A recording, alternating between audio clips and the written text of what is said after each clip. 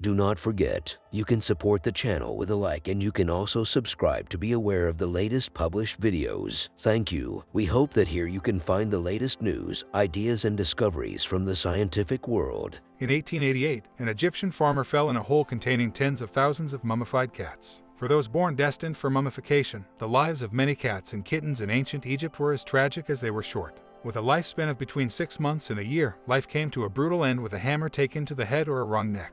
What came next was considered a fine justification for the deeds of the cat murderers. Tightly bound with bandages, the bodies of the sacred kittens would then be sold, often purchased by pilgrims who would leave the cat at a shrine.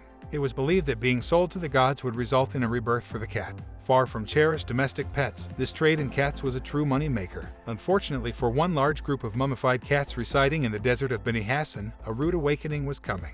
In 1888, an Egyptian farmer got more than a bargain for after falling into a hole. The hole turned out to be a tunnel, an ancient shrine to be precise. Within this tunnel were tens of thousands of mummified cats, packed in tightly. As the news spread, the crowd started to arrive, keen to rummage through the mass of cats in search of treasure. The realization that the addition of bronze and gold to such a commodity would have significantly lowered the profit margin for those ancient Egyptian cat traders came as a bitter disappointment.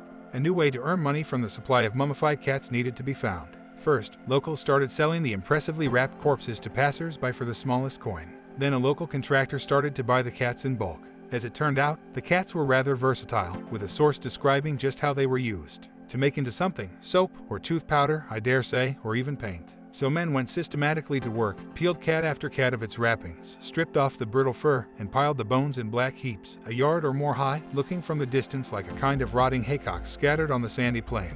The rags and other refuse, it appears, make excellent manure, and donkey loads of them were carried off to the fields to serve that useful, if unromantic, purpose. As word spread, the cats were sold far and wide, with one large shipment making its way to the British port of Liverpool. Once in Liverpool, the curiosities were sold at auction by the ton, the auctioneer using a Beni Hassan cat skull as his auction hammer. On Monday, at the sale room of MSSSRS, Gordon & Co., Rumford Street, Liverpool, a consignment of about 9 tons of fragments of embalmed cats from the Beni Hassan pit were offered for sale by Mr. J. Gordon.